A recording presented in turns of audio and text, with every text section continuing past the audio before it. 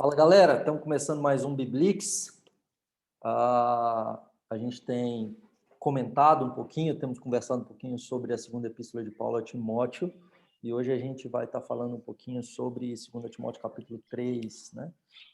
Basicamente, nós estamos aqui, né? Acho que vamos nos apresentar, depois a gente apresenta o nosso convidado, que é o Reviton. Reviton, né? Sempre Começou. carrego. Não, eu carrego isso mesmo, cara. Eu vou pregar esse final de semana em Ibatiba.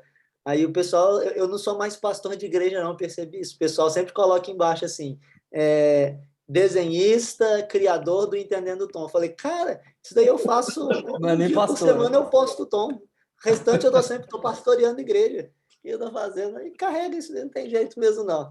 Mas é um prazer estar com todos aí de novo. Vamos caminhando aí na nossa lida de entender melhor 2 Timóteo. Deus nos dê graça. E o Heavy Rex. Eu ainda estou fugindo dessa alcunha. Reverendo Felipe Menezes, vamos deixar o Rex para lá. Mas é desafio para nós, né? Mas também honra poder compartilhar o texto da Escritura, segunda epístola de Timóteo, especialmente o capítulo 3. Vamos seguir, então, com os nossos convidados, né? Esses que nos têm acompanhado. É isso aí. Eu sou o pastor Daniel e hoje a gente tem aqui conosco o reverendo Ivan Carlos Luciano, ele que foi colega de turma meu e do André, nós estudamos juntos no seminário José Manuel da Conceição, o homem lá que o melhor exegeta, né? Ele, na biblioteca, a biblioteca era dele, do JMC, né? O Ivan, eu chegava Até onde me no consta, seminário, ele mudaram, estava né, o lá. nome da biblioteca Eu acho que o depois que o nome Ivan lá agora terminou, é né? Então, Reverendo Ivan, recebeu o né? nome do Ivan. Recebeu o nome do Ivan. A biblioteca hoje do JMC, Para poder ir lá pegar, eu tinha que falar com ele. Falei, Ivan, pode e tal. Liberava ou não. Seja bem-vindo, viu, Ivan? Bom tê-lo conosco. Obrigado, Rebs. É um prazer todo meu. Eu sou Ivan, sou pastor na Igreja Presbiteriana de Bernardino de Campos. Tem que falar o R, Bernardino, senão fica muito estranho, tá, gente? Por favor. Interior de São Paulo, próximo a Assis, eu acho que é o lugar mais conhecido que tem aqui, Assis e Ourinhos, né?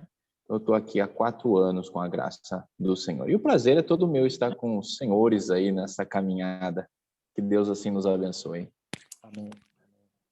E a gente tem falado um pouquinho sobre 2 Timóteo. Hoje a gente vai para o capítulo 3, né? E aí a gente vai já entrando no texto. Só lembrando, né, o John Stott no seu comentário de 2 Timóteo, né, o tu, porém, as ênfases aí do chamado de Timóteo a não andar segundo o curso desse mundo. No capítulo 1 ele vai enfatizar a questão de guardar a palavra, e o segundo de sofrer pela palavra. A gente viu isso, os imperativos aí, ao longo da epístola. E hoje, então, a gente entra no terceiro capítulo, né? E aí nós temos os primeiros versos aí, que ele vai dizer, sabe, porém, isto, nos últimos dias sobrevirão tempos difíceis, pois os homens serão egoístas, avarentos, jactanciosos, arrogantes, blasfemadores, desobedientes aos pais, ingratos, irreverentes, desafeiçoados, implacáveis, caluniadores, sem domínio de si, cruéis, inimigos do bem, traidores, atrevidos, infatuados, mais amigos dos prazeres que amigos de Deus, tendo forma de piedade, negando-lhe, entretanto, o poder. Foge também destes, né? E aí, meus irmãos, Paulo agora está enfatizando a Timóteo a fugir de algumas questões aí, né? Ele traz para nós aí 18 vícios, né? Aparentemente uma tríade, né? Do mal, aí 3 vezes 6, né? Basicamente essa tríade do mal que Paulo vai dizer para correr, e uma série de defeitos, de problemas, de pecados, né, para fugir. O que os irmãos têm a falar sobre isso aí? Pô, Daniel, acho que é interessante roubar aqui a primeira fala, depois vou só ouvir. Mas é interessante ver como é o movimento do apóstolo Paulo nesse início, né? Ele começa lançando os últimos dias aparentemente para o futuro, né? Então, essa a sensação que a gente tem quando a gente olha para o primeiro versículo. Olha, sabe, porém, isso que nos últimos dias sobrevirão, tá? Falando de futuro, tempos difíceis. E aí você parece começar, né, a condicionar o texto como se fosse uma profecia. Olha, lá na frente isso vai acontecer. A gente vai ver que é um movimento próprio do apóstolo Paulo, né?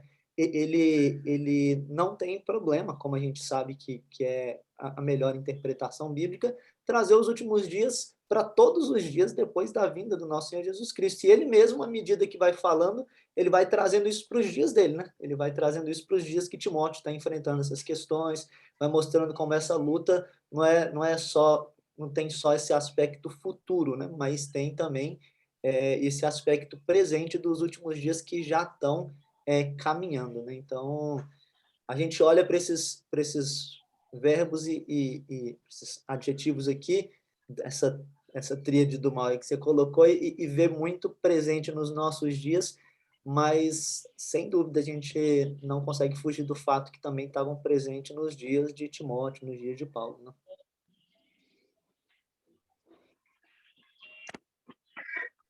É uma linguagem muito comum, né, na literatura apocalíptica do Antigo Oriente, né, colocar todas as projeções na conta do largo futuro mesmo, né?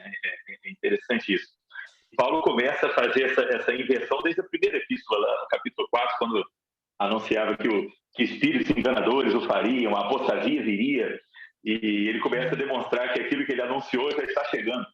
Igual quando Pedro anuncia e Judas já entende. Aquilo que é anunciado por Pedro já começa a se cumprir na igreja, então ele precisa escrever uma epístola, né?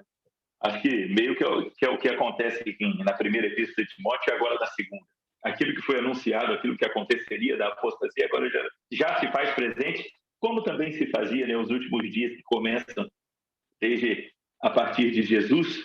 E eu achei essa lista, essa trinca de 6, bem interessante, porque quando a gente pensa na condenação aos epicureus, por exemplo, dentro da própria filosofia romana, dentro da própria estrutura greco-romana, são 3 acusações, cada tomo das acusações aos epicureus tem 6 acusações, né? 3 acusações de 6, listando 6 comportamentos litigiosos.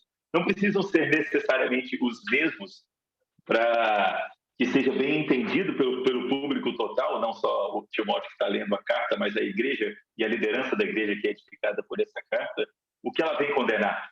Né? Faz um eco muito interessante também com Paulo, quando fala os romanos, né? Na primeira epístola de Romanos, quando vai listar uma lista de pecados dos homens entregues a si mesmos, né? O que a máxima potência do erro que se propõe em cometer, né? Uma preparação, né? Sabe, porém, que os últimos dias são assim. Tu, porém, uma sequência também de 2 avisos de comportamentos diferentes. Né? Acho que a estrutura fica bem dividida nesses 3 poréns, né, do próprio texto, onde a gente pode, inclusive, seguir.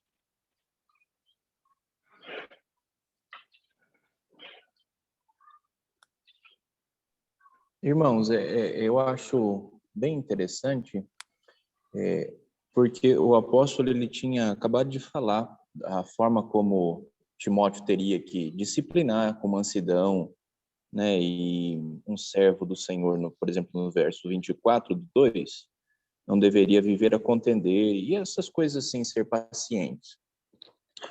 E aí ele começa o capítulo 3, né, dizendo, mas olha, a coisa não vai ser fácil. Você tem que saber, porém, que os últimos dias serão terríveis, né? E tem alguns autores que até falam a respeito disso, o quão terríveis serão. E é importante que o ministério, na minha visão, seja bem realista, né? E Timóteo precisava entender, embora ele já tivesse, é bem possível que ele já tivesse experimentando essas coisas aqui, mas a realidade do ministério precisava estar muito clara para ele, porque depois, como a gente vai falar, havia o chamado a seguir o apóstolo Paulo nos sofrimentos. Então, essa visão realista do ministério é que às vezes não nos passam, ou a gente pensa que a coisa vai ser sempre só um romance, e quando a gente se dá com a realidade da coisa em si, muitas vezes é que a gente fica abalado. E aqui Paulo está sendo muito realista, pela situação que ele se encontrava, e também para alertar o seu amado filho aqui na fé, né? Olha, tome cuidado que a coisa vai ser feia de fato, e você já está experimentando isso, mas vai ser muito pior ainda. Eu acho que é interessante para a gente perceber essa realidade dos nossos dias e como um servo do Senhor de forma mais específica, né? Interessante que Paulo enfatiza nessas palavrinhas, né? Essa tríade do mal aí, o 666, né? É a imagem, né, dos seguidores de Satanás. Ele utiliza alguns tipos de amor, né? A palavra filéu, né? Juntamente com algumas palavras. Então ele começa dizendo, né, que os homens serão, por exemplo, avarentos. A palavra que é filautoi, né? Então, aliás, amantes de si, né? A palavra é filautoi, né? Autós de si mesmo, amantes de si mesmos. Ele vai usar a palavra filarguros, né? Filarguroi, amantes da prata. Afilagatoi, ou seja, que não amam o bem, né? Inimigos do bem, que é traduzido aqui. Filedonoi, amantes dos prazeres, mais do que fileteoi, né? A filoteoi, que é amante de Deus, então que mais do que amigos de Deus. Então, Paulo enfatiza esse amor distorcido, né? Essas palavras unidas, né? Que vão dar base para esse modo de vida contrário ao Senhor, né? Que ama a si mesmo. Então começa com amante de si mesmo e amante do dinheiro e termina com sem amor pelo bem e mais amantes dos prazeres do que de Deus, né? E aí todos os outros vícios aqui e pecados partem dessas distorções de amor, né? Então veja, as três primeiras têm a ver com esse amor por si mesmo, né? Então egoísta, avarento, jactancioso, né? Arrogante. Então, o jactancioso é o ostentador, né? Arrogante é aquele que pensa ser melhor do que todo mundo. Esses homens egoístas são dessa maneira, né? Além disso, né? Blasfemadores, ou seja, que difamam os outros. Então, eles pensam ser melhores do que os outros e por isso eles menosprezam e falam mal deles, né? As próximas palavras aí têm a ver com a atitude, né, em relação às autoridades. Então, sempre numa ênfase negativa, mostrando que eles são desobedientes aos pais, né? Então, ao invés de honrar, eles desonram, eles desobedecem, eles são ingratos, né? Eles são irreverentes, não respeitam os superiores, eles são desafeiçoados, cruéis, eles não enxergam os outros com afeições. Então, nesse amor pelo próximo, eles não amam o próximo, eles amam a si mesmos, eles não amam o próximo, eles são implacáveis, irreconciliáveis. Daniel, outro, eu né? acho interessante demais, cara, ver como alguma dessas palavras nos nossos dias, elas são deliberadamente usadas como boas, né? Então, por exemplo, quando você quer falar que um programa é descolado, um programa é legal, você fala assim, é um programa irreverente. Não sei. Então, é uma marca dos nossos... É verdade, é uma marca dos nossos dias ser contrário àquilo que a palavra de Deus dita como algo bom. Não tem nada disfarçado aqui, né? Não tem nada disfarçado.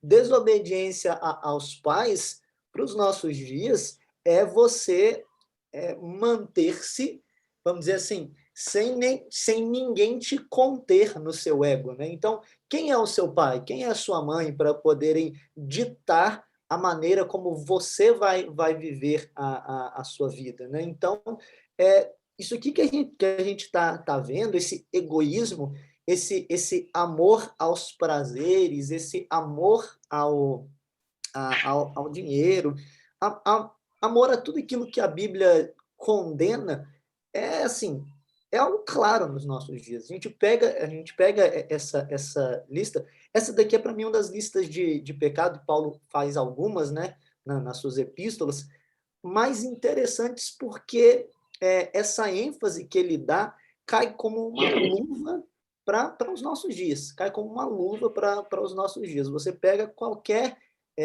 dessas séries, qualquer desses filmes, qualquer dessas ênfases que nós vemos nos nossos dias, E o que nós vemos são pessoas louvando aquilo que o apóstolo Paulo coloca aqui como condenáveis. Então, assim, isso eu acho muito, mas assim, uma leitura muito acertada. E aí eu sempre fico pensando, eu tento trazer isso, às vezes, quando eu vou pregar na igreja. A gente sempre acha que os dias que nós vivemos são sempre os piores na história do mundo, né? Essa é uma característica nossa. Olha, nunca nenhum dia foi tão ruim, nunca nenhuma época foi tão ruim quanto os dias que nós vivemos. A gente está vivendo os dias sempre piores. Eu creio que os nossos irmãos que passarem pela grande tribulação serão os únicos que vão ter certeza ao dizer isso daqui. Agora, há muitas coisas nos dias do apóstolo Paulo que, sem dúvida, eram até piores do que os nossos dias aqui, né, no que tange esse amor pelos prazeres, esse desafeiçoar-se à autoridade. Né? Então, a gente está vivendo esse novo momento de paganismo, né? E a gente vê essas coisas que o apóstolo Paulo falou lá voltando com muita força aqui nos nossos dias. E é interessante você comentar isso, porque o próprio Paulo ele vai dizer, eles têm aparência de piedade. Ou seja, eles são hipócritas, eles são religiosos. Não é? Aqui ele não está falando de ímpios, ele não está falando de gente aqui que é... Não, ele está falando, eles têm aparência de piedade, mas negam o poder de Deus. Né? E hoje a gente vive isso também, essa questão do discurso politicamente correto, de defender a questão do amor. Eles olham, por exemplo, para nós e dizem, não, vocês não defendem o amor, vocês são intolerantes. Eles são tolerantes. Vocês não amam, vocês odeiam, vocês são transfóbicos, homofóbicos e odeiam e promovem o ódio. Nós amamos, nós defendemos toda a... Quero avisar para vocês que quando postar no YouTube aqui já vai cair, tá, meus irmãos? Paciência. E venha perseguir. Irmãos. 2 Timóteo 3:12 diz que todos quantos querem viver piedosamente em Cristo Jesus serão perseguidos. Vai chegar, Daniel. Vai chegar, tá chegando. Irmãos, acho interessante o que o Rev Daniel falou, e eu estou com uma tradução aqui, estou com 2 traduções aqui, NVI e NVT. Olha que interessante como que eu acho que fica mais visível aquilo que o reverendo Daniel falou, né? A respeito do amor. Por exemplo, o versículo 2 diz assim, porque as pessoas só amarão a si mesmas e ao dinheiro. Depois, no versículo 4, diz assim, trairão os amigos, serão imprudentes e cheias de si e amarão os prazeres em vez de amar a Deus. E a NVI, ela traz, no versículo 3, que a nossa tradução traz desafeiçoados, a NVI traz sem amor pela família. E é algo fascinante isso aqui. Eu estava ouvindo o pastor Luiz Saião, falar um pouquinho sobre isso aqui, e ele, no Dia dos Pais, na igreja dele, ele trouxe uma meditação sobre esses versículos aqui, a respeito do amor à família e tudo mais. E é interessante, irmãos, porque o que se tem pregado hoje é o amor à família, né? Mas é o tipo de amor que o amor que você cria a sua própria família e que a família em si é aquilo que você constrói. Mas aí você vai observar o que quer dizer esse sem amor pela família, né? Sem a responsabilidade do cuidado para com os seus de fato. Mas por que existe isso? Por conta daquilo que já foi dito no versículo 2. Porque, na verdade, amam a si mesmas. O amor por si, ele domina tanto o coração e amor ao dinheiro que não há espaço para você amar a família. É daí também que vem até mesmo a desonra aos pais. Né? Então, aí o pastor Saião, ele vai dizer que hoje em dia, hoje em dia não, né? Mas isso é tão claro que as pessoas elas estão tentando se utilizar dessa sem afeição natural pela família. Por quê? Porque elas entendem que se você destruir a família e cada vez mais isolar os indivíduos, como eles já são propensos, você tem sempre alvos fáceis de manipulação.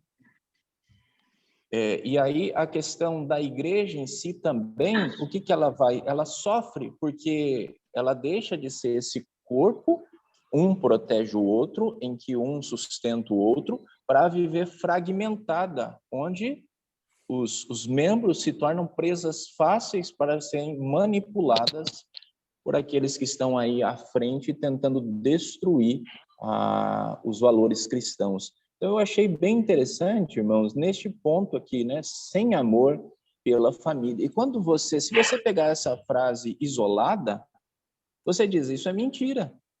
Porque o que você mais ouve é o amor pela família hoje, né? Está todo mundo falando de amor pela família. Mas aí, quando você vai entendendo, isso você percebe que não é aquilo que a Bíblia chama de amor pela família. E essa é toda a marca do texto, precisamente. Talvez os irmãos ouvindo o reverendo Daniel dividindo em 3 blocos de 6, falando da trinca do mal, talvez alguns irmãos entendam, está um pouco distante do texto, mas não está, não. Se a gente for olhar para o papel do anticristo, pelo que é o sofisma, o engano do qual ele é responsável por promover um falso evangelho que busca suplantar o verdadeiro, logo, ele é aquele que vem substituir o Cristo, né? Não simplesmente fazer oposição. É o que, de linha direta, significa a expressão que vem no lugar. Então, é por isso que Paulo já alertou ele, do texto que a gente já citou, da 1 Timóteo, no 1 Timóteo 4, dizendo que espíritos enganadores viriam e agiriam através destes que guardam aqui uma forma de piedade, como o irmão lembrou. E eles se encontram penetrando sorrateiramente nessas casas. Ou seja, o falso ensino que vem. Por isso, Paulo, quando fala à igreja em Corinto, que nossas armas não são carnais, mas sim poderosas em Deus, como ele também vai listá-las a Timóteo, está falando que o nosso papel é destruir essas fortalezas de conhecimento, de falso conhecimento, destruir esses sofismas. O que é um sofisma? É a base do engano. É muito legal ver Paulo usar esses conceitos nas epístolas, porque literalmente o que faziam estes tipos filósofos no período romano. O que é um sofista? Um sofista é aquele que adentra as casas por dinheiro, levando falsa filosofia, pretenso conhecimento, especialmente as mulheres, dentro de suas casas, a troco de dinheiro, levando o que se queria ouvir, enganando, transvestindo, né, transmutando a verdade daquilo que elas queriam ouvir, na verdade, daquilo que elas queriam viver. Então, esses homens sorrateiros que vêm realizando exatamente este engano, tipificam o que o próprio anticristo trará e vem trazendo ao longo dos últimos dias em sua tipologia. Um falso ensino, um engano com aparência de amor, como o próprio reverendo Ivan falou agora.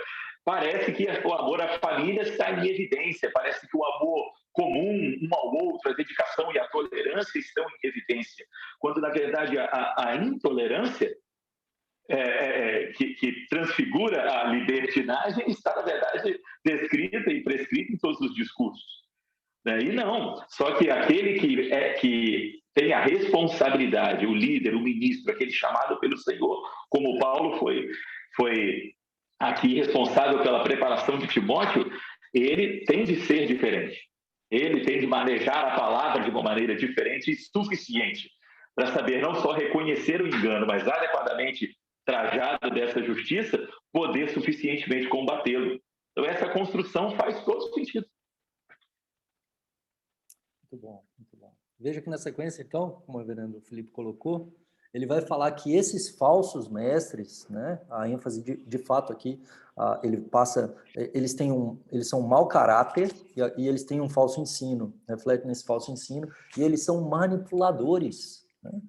E esses falsos pastores, né, esses falsos mestres têm falsas ovelhas. Então, essas mulherinhas aí que ele diz, elas sempre estão ouvindo, mas nunca aprendem, né? Eles resistem à verdade, né?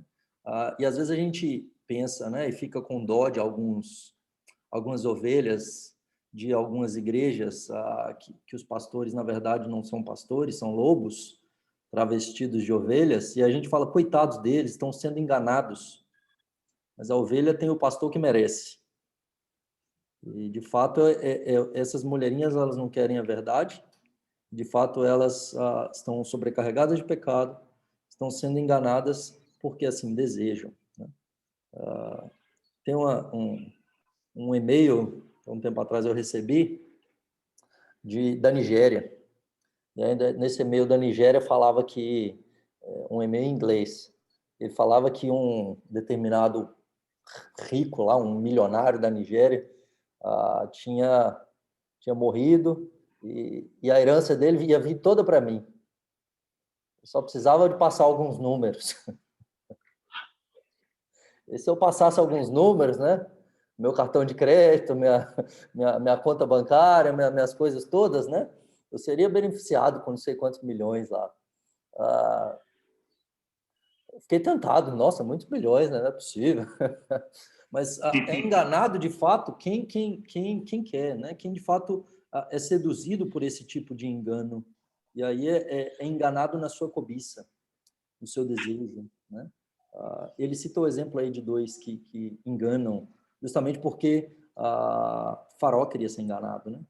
Então, o Janes e Jambres, aí, que são citados em um Targum aí antigo, eles são trazidos aqui, não tem o nome deles lá em Êxodo, né?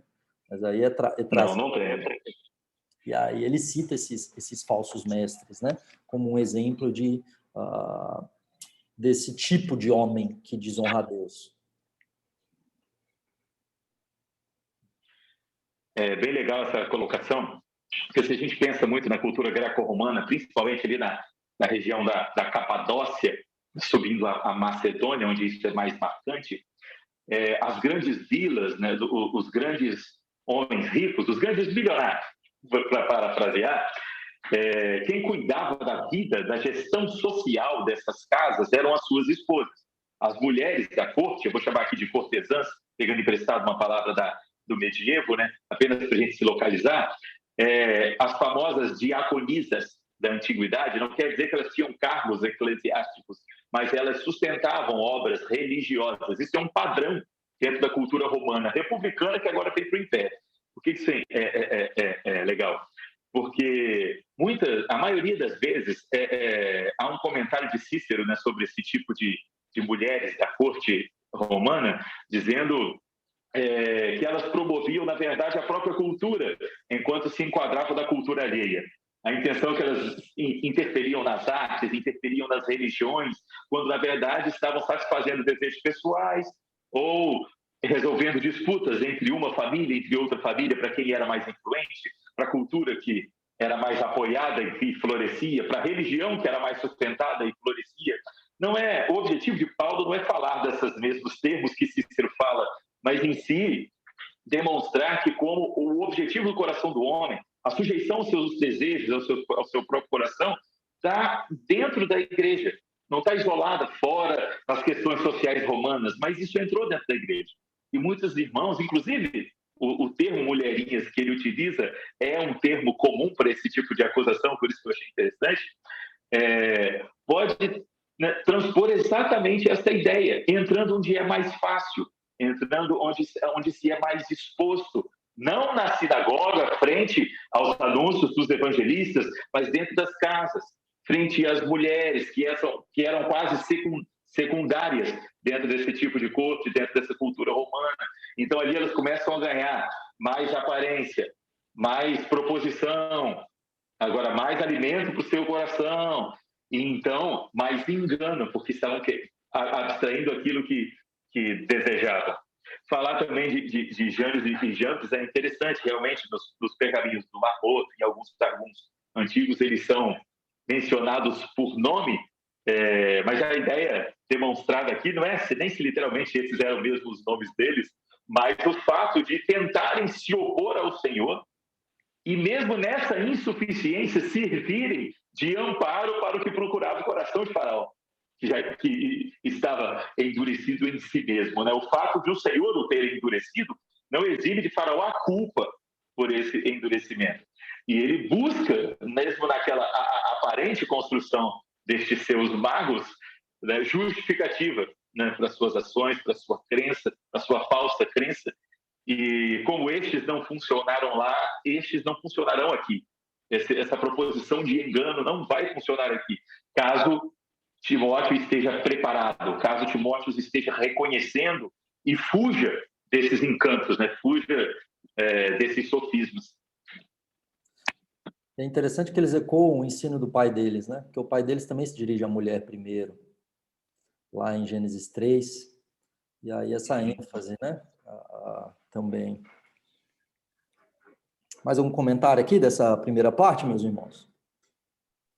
Eu acho interessante, né? Porque quando a gente está falando aqui de mulherzinhas, carregadas de pecado, Paulo tem um grupo específico em vista, né? Porque às vezes as irmãs que vão nos acompanhar aí podem falar, mas será que toda mulher é assim? Não é? Paulo não está se referindo a todas as irmãs da igreja, ele está com um grupo muito específico aqui, falando como o reverendo Felipe falou.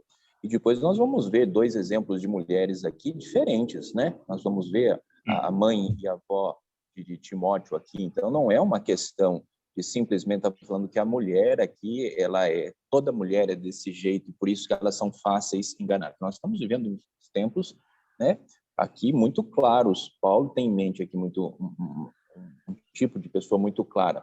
Então, eu acho importante nós nos lembrarmos aqui de que tem muitas irmãs nossas que realmente elas têm se dedicado à fé, têm se dedicado ao compromisso verdadeiro e dentro das suas casas, devido muitas vezes a não se ter um marido crente, né? Em muitos casos, elas são sim guardiãs da verdade e têm uma fé viva. Então, queridas irmãs, nós não estamos de forma alguma aqui classificando todas as irmãs nesse grupo, e Paulo também não tinha essa ideia em mente, né? Então, que fique bem claro aí, porque senão daqui a pouco a gente está sendo acusado aqui também.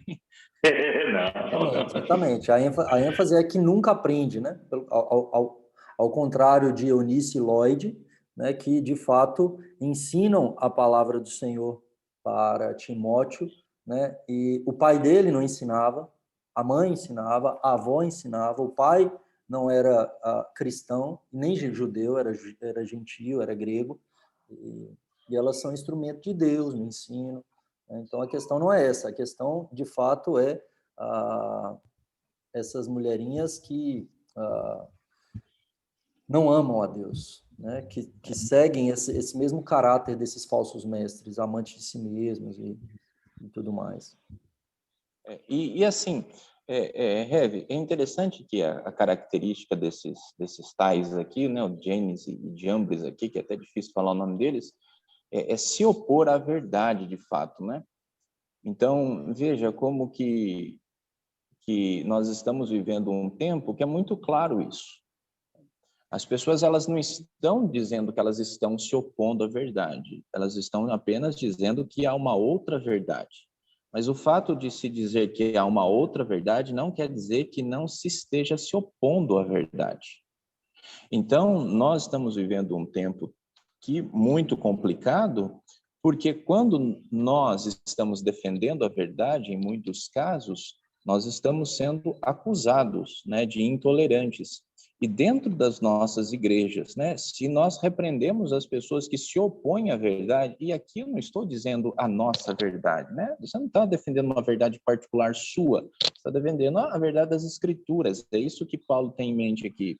Então, quando você repreende alguém na igreja hoje porque está se opondo à verdade, essa pessoa ela não recebe a repreensão como sendo bênção para a vida dela, mas ela recebe como um ataque pessoal, como se quem estivesse errado é aquele que está, de fato, repreendendo por amor, né? E essa característica de se opor à verdade é muito sério. É uma característica, que nem o senhor falou, daqueles que amam a mentira, aqueles que são descendentes aí do pai da mentira. Então, domingo nós estávamos falando aqui na igreja acerca da mentira. E como a mentira é algo terrível, terrível, terrível mesmo. E às vezes nós não damos tanto valor assim, né? Porque a mentira é dizer que há uma outra realidade que eu estou criando, e essa realidade não é aquela que Deus está dominando. Então, quando eu digo que se opõe à verdade do Senhor, eu estou dizendo, como Satanás disse a Eva, há uma outra realidade que você vai comer esse fruto e você não vai morrer. Então, eu estou criando uma outra piedade, uma outra religião, como se fosse uma religião certa. mas é se opor à realidade que é a verdade do Senhor. Isso, só para a gente passar para o próximo ponto, né? Acho que Paulo termina trazendo um resumo daquilo que a gente vê muito claro em Judas, né? De que essas pessoas são estrelas cadentes, né? São pessoas que estão fadadas ao fracasso, né? São pessoas que, por não estarem do lado da verdade, elas isso não vai prosperar. Pode parecer que tá prosperando, né? Pode parecer que a pessoa está angariando fama e tudo mais, né? Isso pode até durar por um tempo, né? Mas quando a gente olha para a história, nós vemos que esses falsos ensinos eles foram combatidos, alguns deles receberam nomes, né? E a gente hoje já olha para eles com mais clareza. A gente vê alguns deles surgindo novamente, mas a história nos mostra, né, que eles vão e voltam com pessoas diferentes, com características às vezes um pouco diferentes, às vezes com nomes um pouco diferentes, mas eles são sempre combatidos porque é impossível que a mentira triunfe sobre a verdade. E o final da história é a verdade triunfando sobre a mentira, né? Esse que é o grande fato. Ainda que pareça que a mentira está perto de triunfar ou de ganhar, a gente sabe que isso não vai acontecer, né? E é interessante porque Janes e Jambres, eles no início, né, eles fazem sinais, eles fazem milagres. A vara deles vira serpente. Eles conseguem, a água deles lá também vira sangue. Eles fazem rã subir também. A partir da terceira praga, o quarto, não me engano, aí eles já não conseguem. Eles falam, isso é o dedo de Deus, né? Mas veja que eles operam milagres por parte de Satanás, e quando o anticristo surgir, e o falso profeta, né, nós temos lá em Apocalipse 13, nós temos a besta que emerge do mar e a besta que emerge da terra. Essa besta que emerge da terra, que é o falso profeta, ele tem aparência de cordeiro, voz de dragão. Ele é alguém que tem a aparência do povo de Deus. Ele opera milagres. Ele opera sinais. E por que o texto bíblico diz que naquele dia Satanás ele vai tentar enganar, se possível, até os eleitos? Porque eles serão influentes, porque eles farão sinais, milagres, maravilhas. Então nós não devemos ser... E o que Paulo está enfatizando aqui é justamente isso. Nós não devemos nos enveredar por esses falsos ensinos, ou mesmo pelas coisas que eles operam, mas pela palavra de Deus, que é agora onde nós chegamos. O ensino deles é contrário à palavra. O amor deles não é pelo Senhor. Tu, porém, verso 10 em diante, agora ele vai dizer, você segue de perto o meu ensino. E a ênfase justamente é colocar em paralelo o falso ensino dos falsos mestres com o verdadeiro ensino, com o verdadeiro evangelho. Verso 10 ele vai falar o meu ensino. Verso 14 ele vai enfatizar o que permanece naquilo que aprendeste, né? Sabendo de quem o aprendeste. No verso 15 ele vai dizer, né, sabes as sagradas letras. No verso 16 ele vai dizer, né, que a escritura é útil para o ensino, para a educação. Então a ênfase de Paulo a partir de agora é no correto ensino, na doutrina, né, na palavra de Deus, a doutrina dos apóstolos, né? Então tudo relacionado ao ensino, à palavra, né? Então e aí nós temos esse tu porém, né? Então sabe, porém, esse mundo agora, né, é muito ruim, e agora, porém, entretanto, você, Timóteo, né, segue de perto, né? Segue de perto o quê? O que é seguir de perto, meus irmãos? Construindo, né, nesses dois termos aqui no texto, é muito legal o que ecoa tanto de Paulo quanto de Judas aqui. Paulo, quando fala, nossos inimigos não são carne nem sangue, mas, né, principados, potestades, dominadores desse mundo tenebroso. E Judas, quando começa a construir a identidade daquela falsa igreja, aqueles líderes licenciosos, delirantes, que se comportam como animais incautos, impuros, que cometem toda sorte de torpeza. Ele faz uma lista de exemplos de quão delirante é a loucura desses falsos mestres, e a gente vai se irando junto com o texto, dizendo que absurdo, estão inclusive diminuindo a autoridade de Cristo, diminuindo a soberania de Cristo. A própria palavra representada nele é ele, e eles a estão diminuindo, e só que parece que ele dá um sossega na igreja e diga, mas tu, porém, vocês, igreja, permaneçam sendo igreja. Não manda acender suas tochas, amolar seus focados. De igual sorte, ele não olha, o Paulo aqui não olha para Timóteo e diz como ele vai combater a impiedade, a não ser com a piedade. Combater a infidelidade com fidelidade. Não usando das mesmas armas, não usando, como a gente falou, o anticristo que traz o falso evangelho, e traz o falso evangelho, como o reverendo Daniel falou, de maneira poderosa. Do mesmo jeito que o anuncia com prodígios e sinais a besta da terra, o seu profeta, a besta da água, uma de suas cabeças, o seu representante, morre, ressuscita, como Cristo. Lhe é dado autoridade sobre todo o povo, língua e nação, como Cristo.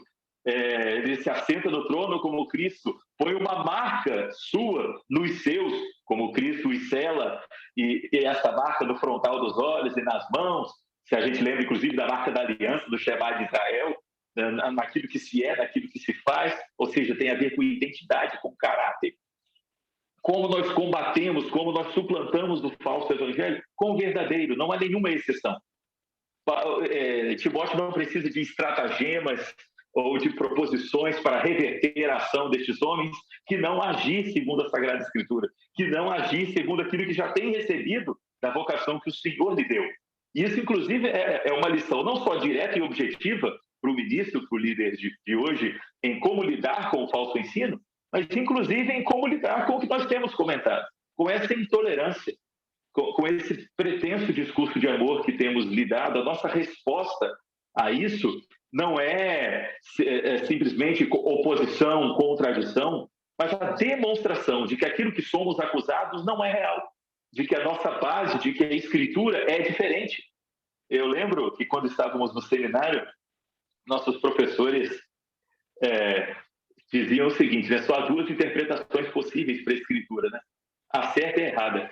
Não tem a ver com a nossa opinião, com a nossa proposição. É a Bíblia pela Bíblia, sob os auspícios do Senhor, na santidade e na proposição do Senhor da nossa salvação, que nós não adoramos como quer pensar o mundo, para poder sermos prósperos, para poder sermos libertos, para poder sermos livres, que é o ensejo do pagão, que é o ensejo do ímpio.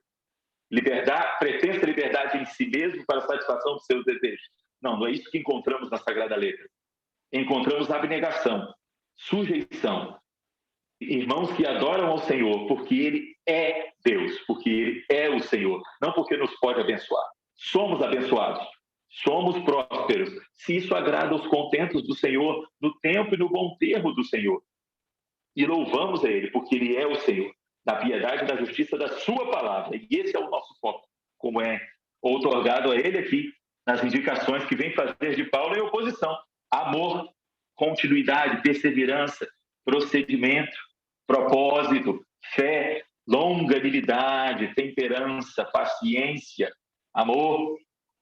Lembrando tudo que aconteceu com Paulo. A gente vai falar de Atos 13, Atos 14, Atos 16, onde Paulo, em ocasião de perseguições, fora apedrejado, fora resistido e responder a tudo isso com expansão do Evangelho, com dedicação, com ânimo.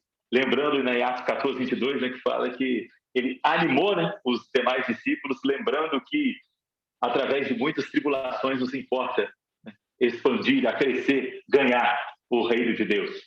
Então, a gente não tem que fugir de tribulação, não tem que arrumar estratégias para resolver isso, mas mantermos fiéis, como ele encoraja Timóteo a fazer. Fio, é interessante que as três últimas palavras, né, da lista aí que ele dá são ligadas exatamente a isso que você está falando, né?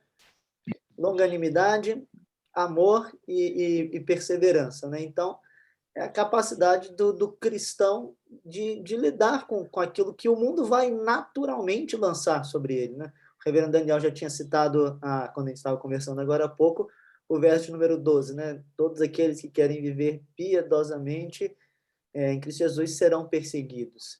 Então, assim, não é uma possibilidade, né? Não é algo que é aventado aí como, olha, talvez isso vá acontecer com você. Não, quando você vive da maneira correta, independente do tempo, independente do local, com maior e com menor poder, o mundo vai perseguir. Então, por exemplo, hoje nós não podemos falar que nós somos perseguidos como são os nossos irmãos na Coreia do Norte, na China, aqui no nosso contexto do Brasil. Nós não podemos falar que nós somos perseguidos como, por exemplo, era nos dias de Paulo em muitos locais. Ele fala aqui de alguns livramentos que ele teve. Agora, nós temos o desafio de utilizar, ou de ter essas características que o apóstolo Paulo está falando aqui, e que vem de uma compreensão das Sagradas Escrituras correta, de saber responder aos desafios que o mundo está lançando sobre a igreja, tendo essas duas bases que acho que a igreja não pode abandonar, né? A igreja não pode abandonar a fidelidade às Sagradas Escrituras, falando assim, não, eu vou amar e eu vou abandonar a fidelidade. Não, mas na mesma lista que tem amor, né, e o amor, a gente sabe que bíblico, ele não é algo qualquer, né, tem a ver com obediência, né? Mas mesmo que a gente tivesse desvencilhar o amor desse significado bíblico, na mesma lista tem o ensino, né, que o apóstolo Paulo tá falando, o procedimento dele, que ele mostrou ali, né? Então, o cristão ele precisa ficar com essas verdades a todo momento, uma do lado da outra, porque elas não são contrárias, né? Então, a gente precisa saber responder aquilo que o mundo está lançando sobre nós, saber que nós seremos perseguidos, saber que em meio à perseguição nós precisamos ter longanimidade, nós precisamos ter perseverança, nós precisamos demonstrar amor. Eu sempre lembro da situação de Paulo com o carcereiro, né, lá em Filipos, né, que quando ele é preso de maneira injusta, ele e Silas, né, estão ali no meio de uma situação que eles não deveriam estar passando, e Deus livra eles, e eles buscam o bem do carcereiro, né, não o mal, né? Eles viveram de maneira fiel, de acordo com as Sagradas Escrituras, amando a Deus, fazendo aquilo que deveriam fazer, tiveram longanimidade, perseverança e demonstraram o amor que eles deveriam ter também ao próximo ali, caminhando junto. Então, a perseguição não pode fazer da igreja uma perseguidora, né? A igreja não é chamada a pagar o mal com o mal. O próprio Paulo vai falar lá em Romanos que mesmo quando nós somos injustiçados, né? Quando nós somos perseguidos, a gente precisa dar lugar à ira, né? Mas a ira que ele está falando lá é Deus, né? Olha, Deus é o vingador do seu povo. O seu povo pode viver da maneira correta, da maneira longânima, porque Deus, no tempo certo, ele vai dar a paga, né, para tudo aquilo que está acontecendo. Então, a igreja não precisa abandonar esses preceitos. Eu acho interessante no texto aqui também, algo que tem a ver com aquilo que o Heavy falou acerca do tem seguido de perto aqui, né? Que é a ideia de seria quase um termo técnico para o discípulo e tudo mais, né? Hoje, claro que Paulo é Paulo, Timóteo é Timóteo, eu sou eu, vocês são vocês, nós não estamos querendo comparar ninguém com ninguém aqui, né? Mas hoje em dia nós temos não sei se no caso de vocês, né? Quando eu falo hoje em dia, eu estou falando da minha realidade aqui. Parece que a gente tem uma aversão à ideia de você dizer, olha, eu sou um modelo a ser seguido. Ou a ideia de que, não, você quer saber o que é um discípulo de Cristo, você tem que olhar para mim. Parece que é uma falsa piedade que nós temos, uma falsa humildade, dizer, não, eu não sou exemplo para ninguém, não, você não pode se espelhar em mim, e se alguém, não, você tem que seguir Jesus tão somente. É interessante que Paulo aqui, ele fala para Timóteo, né, olha, você tem visto o que eu tenho feito, aquilo que tem acontecido comigo, em outros lugares ele fala a respeito da imitação, E como hoje nós estamos carecendo de pessoas que sejam modelos, né? Modelos de piedade. Você tem, por exemplo, um jovem casal chega na igreja, eles não têm um modelo do que é ser pai e mãe, do que é ter uma família. Então, é muito abstrato e pouco concreto aquilo que nós estamos dizendo. Mas por quê? Porque as pessoas, elas estão se esquivando disso. Não, que é isso? Imagina, eu ser exemplo para alguém, longe disso. Eu sou um simples pecador. Como se isso fosse a maior de todas as formas de piedade, se esquivar disso. E claro, salvo as devidas proporções aqui, queridos irmãos, o texto é muito claro para nós. Paulo está dizendo, você sabe, você tem acompanhado a minha vida. Você sabe tudo que tem acontecido a respeito de mim, a diferença do meu ensino, da forma que eu procedo, e por isso eu tenho sido perseguido. Né? Então, você tem muito claro o contraste aqui dos dois tipos de pessoas. E Timóteo tem algo muito palpável para ele seguir. Né? Alguém que ele já estava seguindo. É esse o modelo. Então, eu acho que nos falta muito isso. Inclusive, eu penso, queridos irmãos, e não sei se essa é a visão de vocês, mas quando nós falamos de tutores eclesiásticos, né, nós precisávamos de pessoas um pouco mais concretas. Eu não sei se vocês compartilham disso. Nós precisamos de pessoas mais concretas que nos fosse exemplo de o que é ser um pastor, de como pastorear alguém, né? E muitas vezes nós não temos isso. É muito, ó, se você precisar de alguma coisa, você dá uma ligada para mim, assim tá tranquilo. Mas não é isso. Então você sai do seminário, você precisa ter um modelo, não quer dizer que você vai seguir aquilo realmente, literalmente, mas você, puxa, esse aqui é um modelo de pastor que é aquilo que as escrituras têm me mostrado. É a concretização. Com isso eu não estou dizendo para nós não olharmos para Cristo e firmarmos em homens. Longe disso, né? Mas o processo do discipulado é justamente isso, né? O fazer discípulo, obviamente, que é ensinar as palavras de Jesus, batizar, integrar no corpo de Cristo, mas o fazer discípulo é justamente esse andar junto, não é só ensinar, dizer assim, é o que Paulo vai dizer, você tem seguido de perto o meu ensino, meu procedimento, ou seja, eles andavam juntos e Paulo era modelo para Timóteo, e o propósito, ou seja, uma só direção.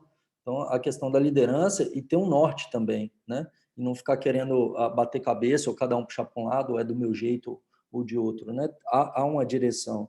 Eu lembro, nesse processo de discipulado, como que isso acabava acontecendo.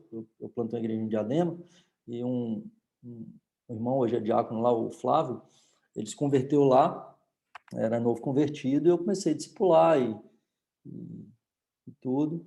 E eu percebia que ele ficava olhando como que eu reagia e agia em algumas situações.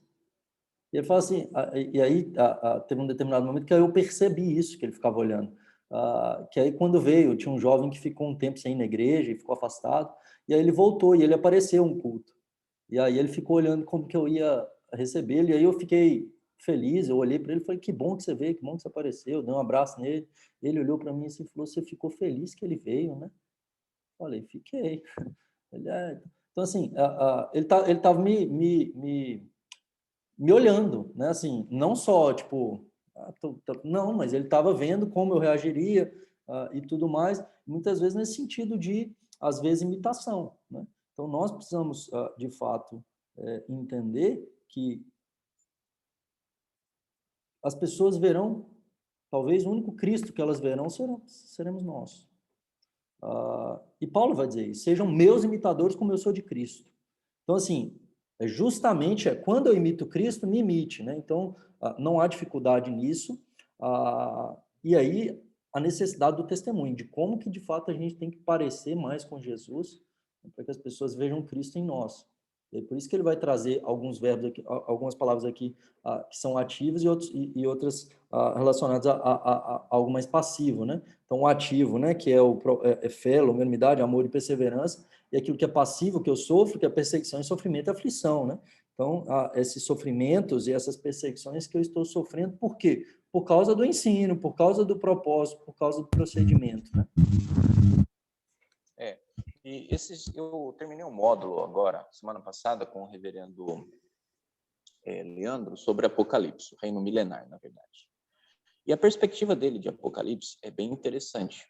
Ele entende que o propósito de Apocalipse é um propósito secundário. Ele fala, seja trazer conforto à igreja que estava sofrendo. Mas ele entende que Apocalipse tem como propósito, primeiro, uma exortação ao martírio. Então, na visão dele, ele entende que as igrejas estavam muito flertando com o império, com o mundo naquela época, e por conta disso, estava deixando de dar o verdadeiro testemunho. Então, é quando João vai escrever para as igrejas, exortando a igreja a estar disposta a sofrer o martírio se for necessário. Mas o martírio, ele é uma consequência de você ser piedoso. É isso que Paulo está dizendo aqui. Então, se você vai contra o império afirmando que Cristo é o Senhor, e isso não só naquilo que você diz, mas da forma como você vive, é certo que você vai ser perseguido. Então, por isso que, na visão dele, é uma exortação a você ter disposição de testemunhar a respeito de Jesus. E aí, então, ele vai dizer como que, por vezes, o livro de Apocalipse fala de recompensa àqueles que são mártires. E hoje em dia, né, a igreja, ela quer conforto. Todos nós gostamos de conforto. E o conforto, ele nos faz abrir mão de muitas coisas. Você sabe muito bem, você que tem esposa, você, por conta de não tratar um conflito, por conta do conforto, você não resolve um monte de situação dentro do seu casamento. Então, você abre mão de tratar situações complicadas porque você quer evitar ou sair do seu conforto. Tá muito bom do jeito que está aqui. Se eu for tratar desse assunto, vai ter chateação, isso e aquilo, então você não quer. Então, de certa forma, todos nós gostamos de conforto. E quando nós passamos a almejar tanto o conforto, nós abrimos mão da verdade. Então, nós estamos caminhando neste tempo hoje de que, se nós não queremos sofrer processos, se nós não queremos uma série de coisas, então eu vou deixar de dar o testemunho. Eu vou entrar nessa conduta que todo mundo está dizendo aí. É aí, então, que Timóteo vai ser exortado, assim como os irmãos de Apocalipse, né? Olha, se você quer viver uma vida piedosa, não tem como escapar. Não tem como. Vai ser perseguido. Claro que daí, como o reverendo André falou, os vários tipos de perseguições, né? E é interessante como nos nossos dias, isso que o reverendo Ivan falou, é tratado como sabedoria, né? Olha, eu sou uma pessoa sábia, então eu não vou enfrentar essa questão, né? Ou é tratado como piedade, não, eu vou deixar isso para lá, né? Deixa isso daí para lá, porque eu sou piedoso, eu vou perdoar, né? Então a gente acaba escondendo, né, o pecado de não querermos nos pronunciar sobre aquilo que é certo atrás de uma pretensa sabedoria, atrás de uma pretensa capacidade. A gente acaba usando mal, né, textos das Sagradas Escrituras que falam, né, que nossa palavra deve ser temperada com sal, né? Então, mas para ser temperado com sal precisa ser dita, né? Primeira coisa, né? Então, a gente acaba escondendo isso, né? E é um desafio aqui, caindo um pouquinho para aplicação para pastores, para pregadores, né? É um desafio para nós também quando a gente vai pregar isso daqui. E eu falo que caindo para essa aplicação porque é a aplicação óbvia, né, de 2 Timóteo. Paulo falando do seu filho na fé, ensinando para ele sobre questões de liderança da igreja. E eu lembro que uma vez eu aconselhei uma pessoa em um determinado dia, e essa pessoa estava chegando na igreja. E essa pessoa tinha eu não vou tratar aqui o pecado, porque eu não sei se a pessoa vai assistir e ficar um pouco constrangida aqui, porque foi uma coisa amplamente conhecida ali de alguma maneira. mas exatamente sobre essa questão que a pessoa me falou era o sermão de domingo à noite. E eu prego na sequência. Era em Provérbios. E eu falei, ó, primeira vez que a pessoa está vindo domingo à noite, logo depois que eu conversei com a pessoa, certeza absoluta. Veja, não era ó, o mundo vai me julgar. Não, mas era deixar de falar aquilo que naturalmente eu falaria no púlpito por conta de temer desagradar uma pessoa que estava chegando na igreja. E eu pensei, será que é sábio que eu faça isso, entendeu? E a pergunta é outra, né? Será que é sábio que eu não fale aquilo que a Bíblia está dizendo, quando é óbvio que está sendo dito, né? Então, eu preguei, eu falei, não, paciência, né? Se a pessoa entender errado, paciência. E depois a pessoa veio conversar comigo e falou, nossa, pastor, o sermão foi direitinho para mim, né? Eu falei, bom, eu prego em sequência, né? Então, aí é direta de Deus. Aí você conversa com o nosso Senhor e a gente se livra um pouquinho dessas questões. Mas são às vezes pequenas, né? Essa necessidade que a gente tem, às vezes, de agradar o outro e não viver, né, da maneira como Deus requer, ou falar aquilo que a gente precisa falar, né? Nosso mundo é um mundo que a gente quer sempre estar bem com todo mundo, né? A gente tem essa tentação, né, de estar bem com todas as pessoas em todos os momentos, né? Então, é uma luta nossa. Interessante que Paulo termina essa parte justamente falando que os enganadores e homens perversos irão de mal a pior. Ele está falando, poxa, a gente vai ser perseguido, a gente vai sofrer. Mas quem é que vai de mal a pior não somos nós. São os impostores, são os falsos profetas.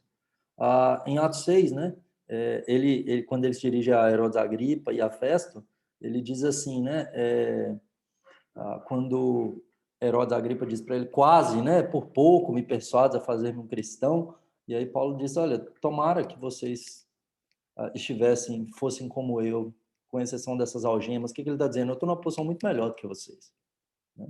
E é justamente isso. Quando, de fato, nós cremos, mesmo em face da perseguição, esses que tentam fugir da perseguição, manipulando ou ocultando a verdade, eles irão de mal a pior.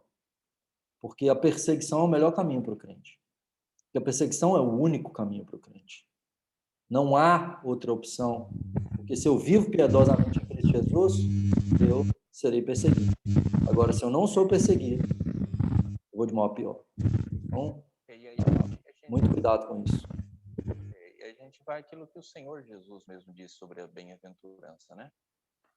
Então, essa questão da inversão que nós temos de valores hoje. Então, para nós estar bem com todos, tendo uma igreja que está tranquilamente boa, sem nenhum tipo de desagrado, então é o que está bem. E é interessante, e aí o Daniel me lembrou daquela passagem de Apocalipse que diz, né, a respeito de qual que é a vitória dos crentes. Eu lerei aqui para os irmãos, 12:11, por exemplo. Apocalipse 12:11 diz assim: eles, pois, o venceram por causa do sangue do Cordeiro e por causa da palavra do testemunho que deram. E mesmo em face da morte, não...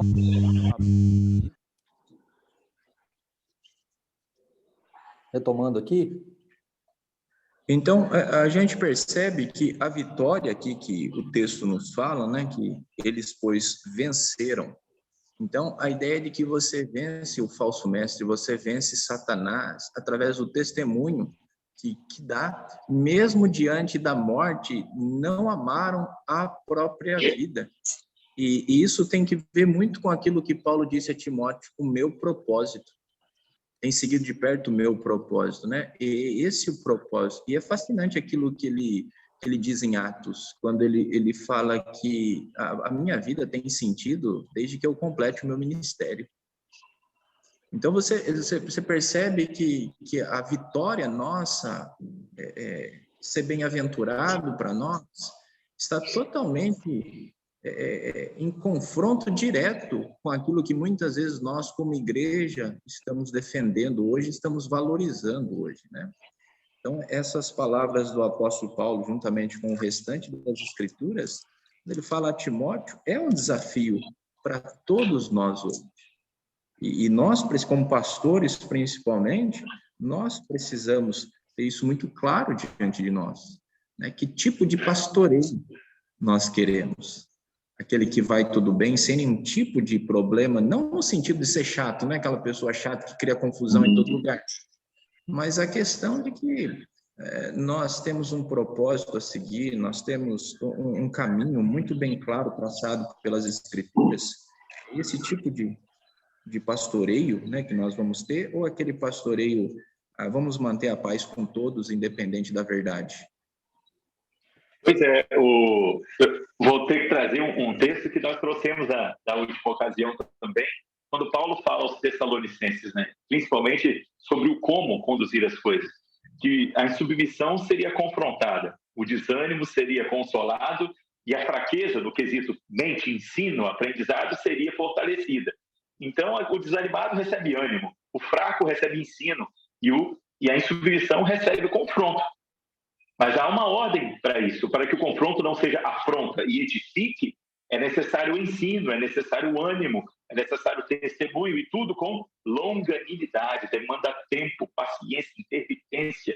Jesus ensinou como faz discípulo, com convivência, constância, exortação, exemplo, por todo o tempo que passou com seus apóstolos e assim por diante.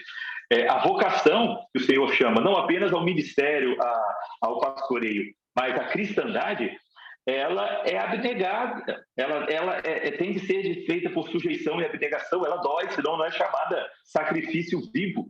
Tem que perder, tem que doer. E é como Paulo fala à igreja de Filipos, né? Temos a honra e o privilégio não de apenas crer em Cristo, mas de padecer por Ele, de sofrer por Ele. Isso é uma marca da igreja. E a igreja não tem conseguido testemunhar dessa marca nem dentro de si mesma. Então, como fazer isso para fora de si? A igreja com medo de conflitos, eu lembro de um ditado antigo que dizia que viver com os santos no céu vai ser felicidade e glória, mas viver com os santos aqui na terra é geralmente outra história. Ouvia muito isso quando eu era criança.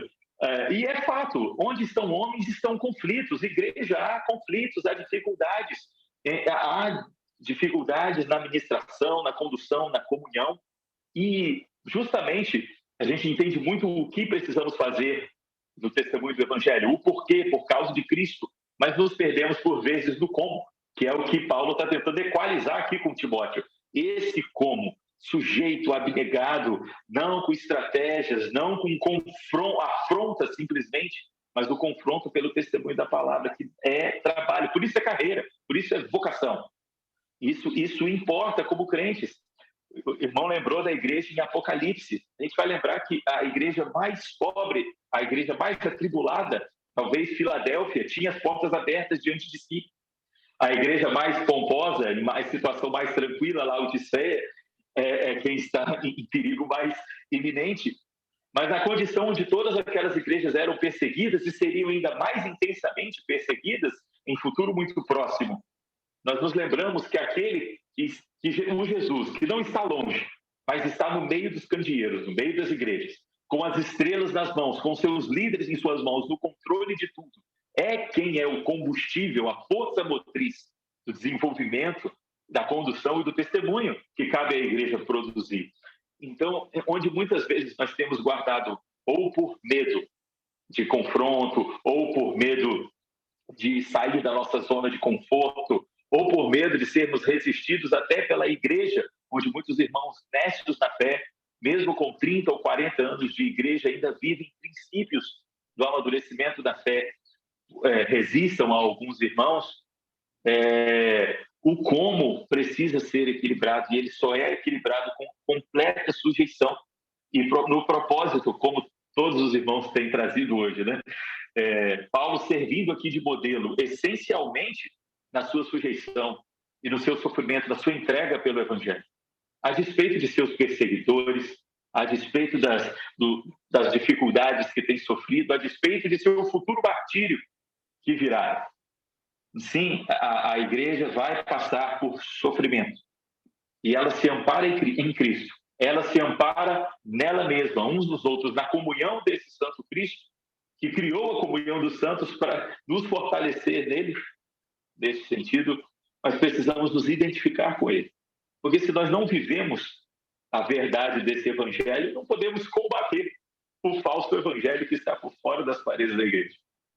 Ele já está em derrocada, ele está em derradeira queda. A palavra do verso 13, impostores, né, a mesma palavra para aqueles que seduzem e são seduzidos, é um termo variante, ou seja, eles que estão sendo seduzidos e estão seduzindo já estão caindo.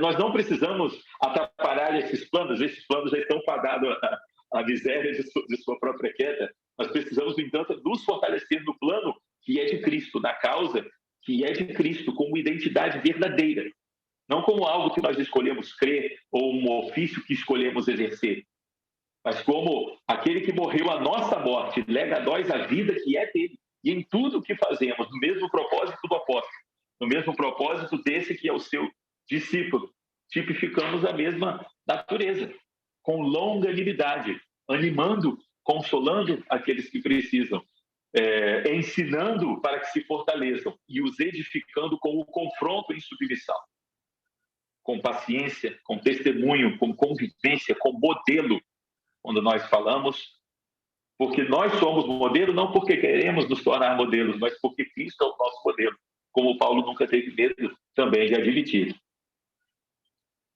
Perfeito. E aí a gente chega na última parte, agora a partir do verso 14, onde nós temos Paulo num outro porém, e a ênfase, né, justamente dessa questão da verdade, né?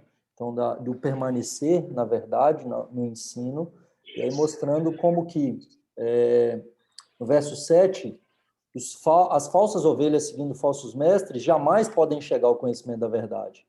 Mas no verso 15, ele diz que a Escritura pode tornar-te sábio para a salvação. Né? Então, basicamente aí, né, o falso ensino não pode levar à salvação, à verdade. A Escritura pode. Né? E a ênfase aqui, justamente, que Paulo vai trazer é da Escritura. Né? Então, você sabe as Sagradas Letras, você está sendo ensinado desde a sua infância, e agora ele vai, então, falar da excelência da Escritura Sagrada. Né? Toda a Escritura é inspirada por Deus, útil para o ensino, a repreensão, para a correção e a educação na justiça. É interessante que Paulo ele utiliza aí, né, os primeiros dois, né, ensino e repreensão, diz respeito à doutrina, e os últimos dois dizem respeito à prática. Né? Então, a correta doutrina vinculada inculcada por meio do ensino. Né? Então, eu ensino a correta doutrina. Como que eu corrijo a falsa doutrina? Por meio da repreensão. Práticas erradas, correção. Práticas corretas, encorajadas por meio da educação na justiça.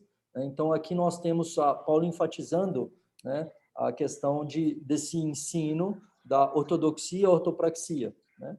Então, tanto o ensino e repreensão da correta doutrina, o ensino da correta doutrina, a repreensão da falsa doutrina e o encorajamento, né, da prática correta e a repreensão da prática incorreta, né, a correção da prática incorreta. Então, muito interessante essa ênfase, né, que Paulo dá aqui com relação ao ensino. O que mais que vocês veem aí nessa última parte? A gente terminar aí, uma vez que nosso horário já está avançando, né? Deixa eu começar aqui, então, bem rápido.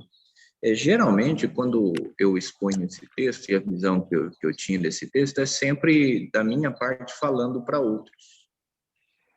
Então, eu, como pastor mestre, eu estou estou pregando a palavra para que outros sejam perfeitos e perfeitamente habilitados. Mas aí eu entendi o primeiro caso é para mim, né? Porque o homem de Deus aqui, de forma mais específica um pouco, está dizendo aquele que é um chamado do Senhor para o ensino mesmo, né? O pregador, vamos dizer assim. Então, o que eu preciso para a minha boa obra como um evangelista, como um pastor, um discipulador? O que eu preciso É dessa palavra que vai me ensinar, vai me repreender, vai me corrigir e vai me educar. É ela que eu preciso, e aí é por isso que é interessante. Às vezes a gente fica gastando tempo pesquisando tantas outras coisas como técnicas para melhor falar. Não que isso não seja importante, tá? Eu não estou desprezando nada disso, não. Mas a gente se esquece de que o que eu preciso de fato para ser habilitado é a palavra do Senhor. É ela que vai me dar condições de enfrentar os falsos mestres. É ela que vai me dar condições de ter um padrão a seguir. É ela que vai me tratar o coração. Então, antes de eu pregar para os meus irmãos, que isso depois se aplica aos irmãos, claro que se aplica, né? Todos estão aí crescendo, mas antes eu crer que esta palavra é para mim, ela que vai me tornar cada vez mais apto para o pastoreio. Eu preciso crer nisso. E agora só uma outra, desculpe pelo tempo a mais, Rev. A luta minha como pastor é crer na suficiência da palavra. Às vezes eu prego e fico incrédulo com relação ao efeito que isso vai causar. Porque eu olho para os meus irmãos e eles estão, sabe aquela cara, né? Então eu falo, mas será que de fato a palavra tem esse poder? Será que é suficiente pregar essa palavra? Será que de fato é um meio que Deus se utiliza para crescimento e para correção? A minha luta pessoal como pastor é crer nessa palavra como suficiente de Deus.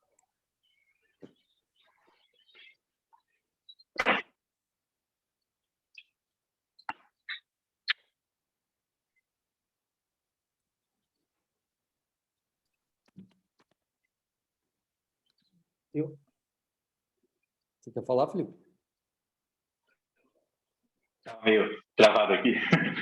Você abriu o microfone, eu achei que você ia falar. Sim.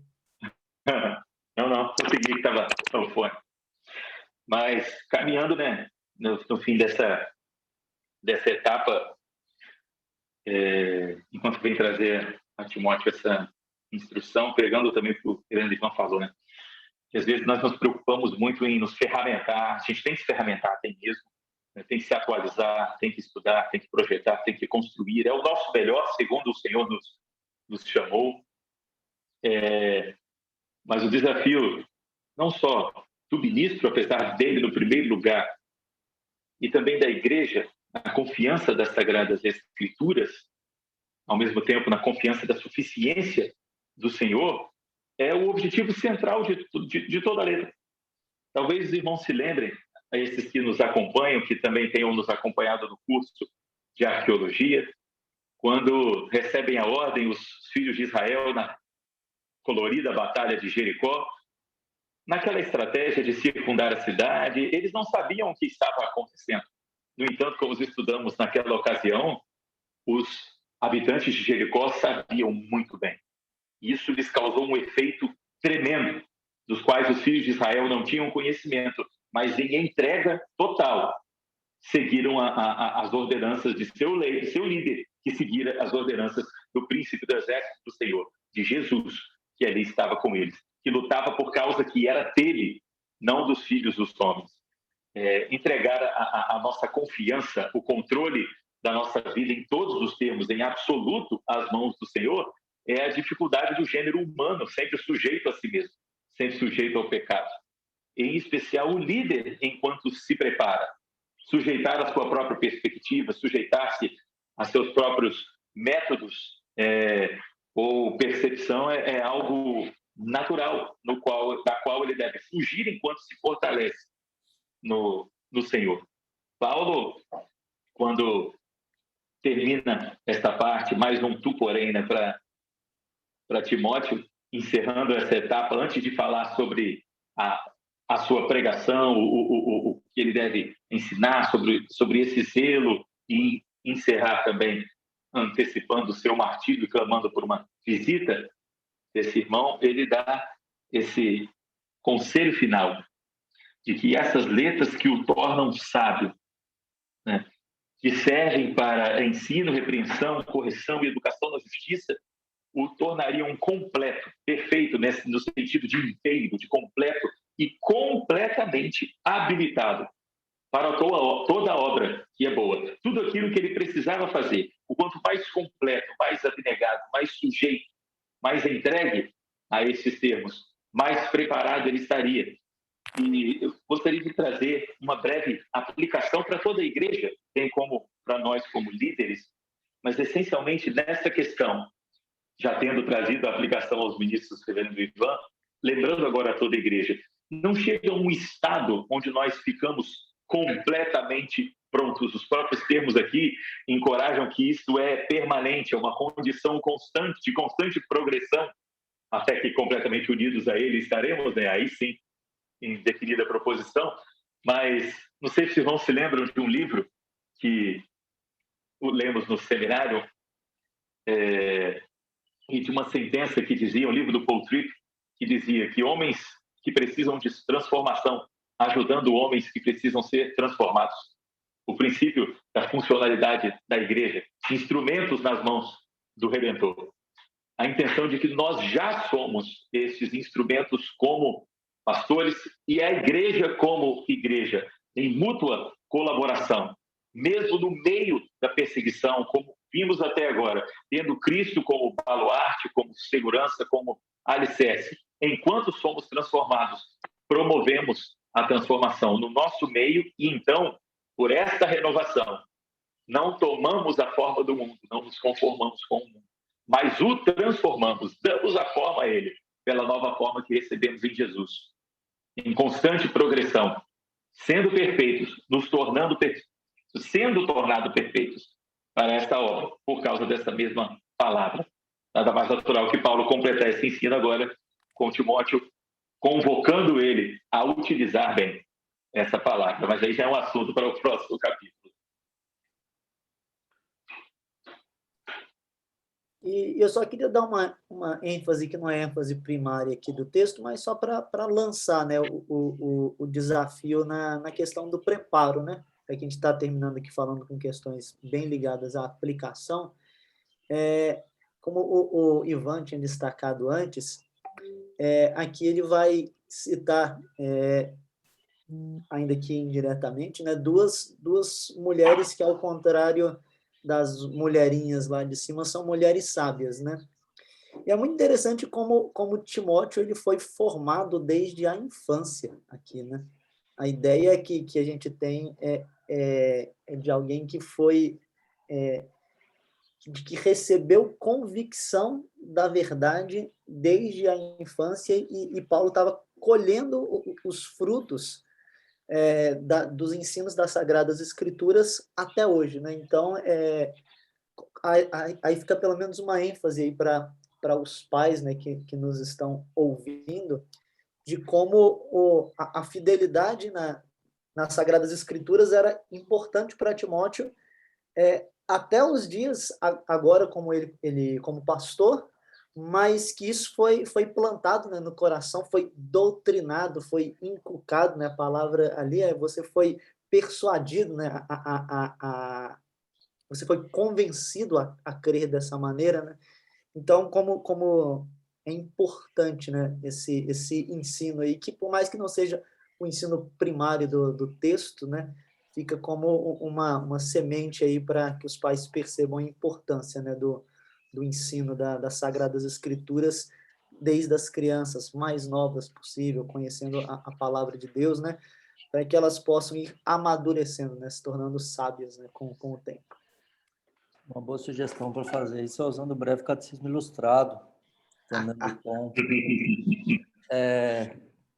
Interessante, né, as considerações finais aqui, que de fato toda a escritura é inspirada por Deus, e o propósito a fim de que o homem de Deus seja perfeitamente habilitado, né, e perfeito e perfeitamente habilitado para toda boa obra, né? Então ele tem um caráter santo, ele é transformado no seu caráter e nas suas ações, né, na sua obra.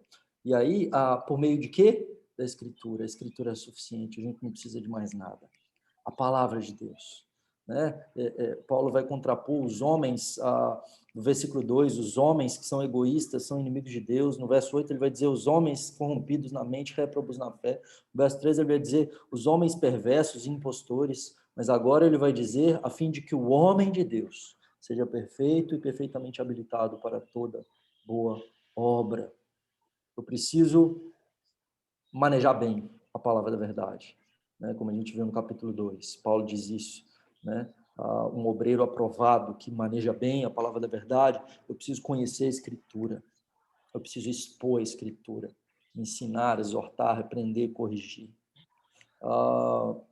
Um ator de Hollywood, Anthony Hopkins, muito premiado, um dos melhores atores aí em atividade ainda, em uma entrevista, quando perguntado, né, como que ele faz para poder atuar tão bem, ele disse nessa entrevista que quando ele recebe um script de um filme para atuar, ele lê aquele script entre 100 e 200 vezes antes das filmagens acontecerem.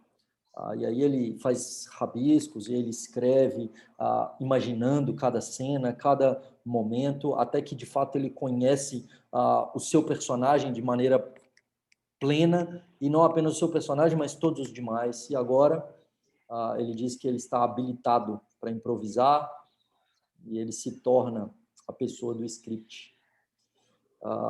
Ele dá tanto valor aos seus personagens que ele faz isso, né?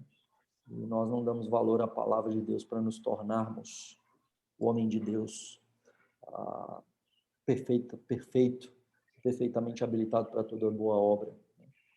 Ler a Bíblia toda, queridos, dura cerca de 90 horas para ler a Bíblia inteira.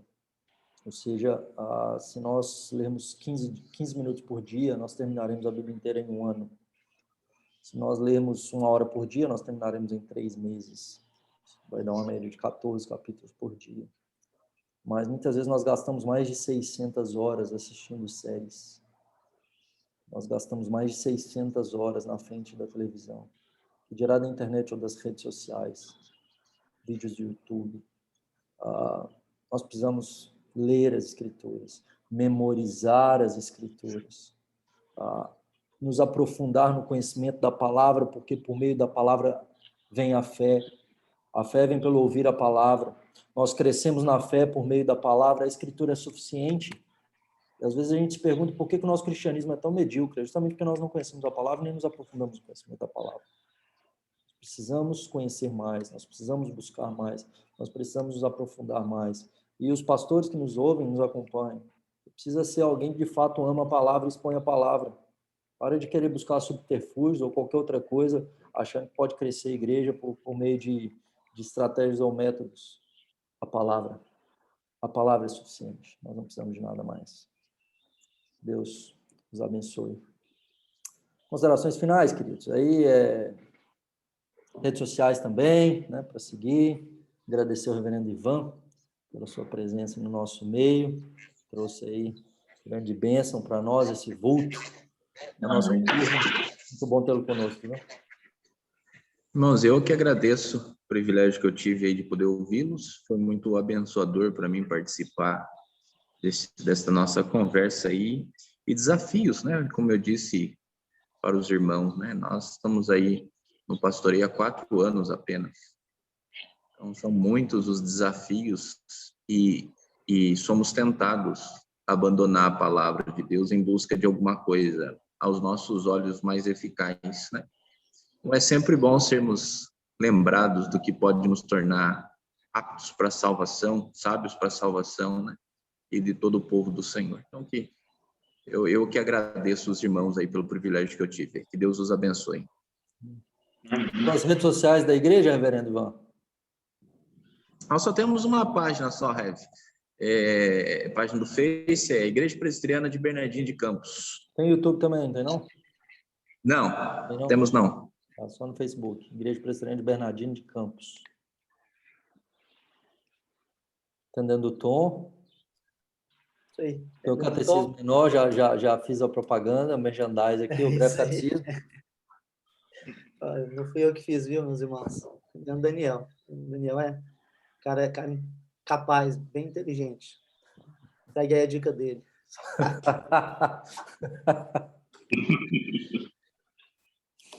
Isso aí. Arroba André Esse a gente também. B. Lima, né? André Cunha Barbosa Lima. Completão. Bem ruim para as redes sociais. Sim. Fala, viu? Gente, mais uma vez, louvo o nome do Senhor, né? Pela companhia de todos os irmãos. Tem sido muito bacana. Espero no Senhor podemos fazer isso ainda muito mais. Sou aqui da Igreja Presbiteriana Central de Jacareípe, mesmo presbitério aqui do Espírito Santo, do Reverendo Daniel. Redes sociais, Felipe Menezes, lembrando que meu filho é um pouquinho diferente, FHY, o resto é normal, porque também já deu, né? E Instagram, I Feel Good, bem como da Igreja Central de Jacareípe. Estão lá dispostos também nossos sermões e nossos contatos pessoais, caso os irmãos queiram também material ou participar do nosso conteúdo aqui no canal do YouTube, do Íris. Todas as aulas que comentamos, que citamos, estão todas dispostas. É um conteúdo inteiramente gratuito. O objetivo de abençoar a igreja como o Senhor nos tem abençoado. Estão convidados a nos seguir também nas nossas páginas, em participar do nosso canal. E que o Senhor vos abençoe. É isso aí. Arroba Daniel Moncelos. A gente está plantando a igreja aqui também em Vitória, PB Esperança. Está aí nas redes sociais, arroba PB Esperança, YouTube. E é isso aí. Nosso podcast está disponível aí no Spotify, nas plataformas aí de áudio, no YouTube. E no YouTube, nosso canal do Instituto Reformado do Espírito Santo, a gente tem lá um curso já inteiro de soteriologia, um curso inteiro de arqueologia bíblica, algumas aulas aí também de hermenêutica, de cosmovisão, né? Então você pode ver lá um comentário inteiro do livro de Gênesis, e agora a gente está caminhando aí também para 2 Timóteo, né? Então, Deus abençoe sua vida. Grande abraço.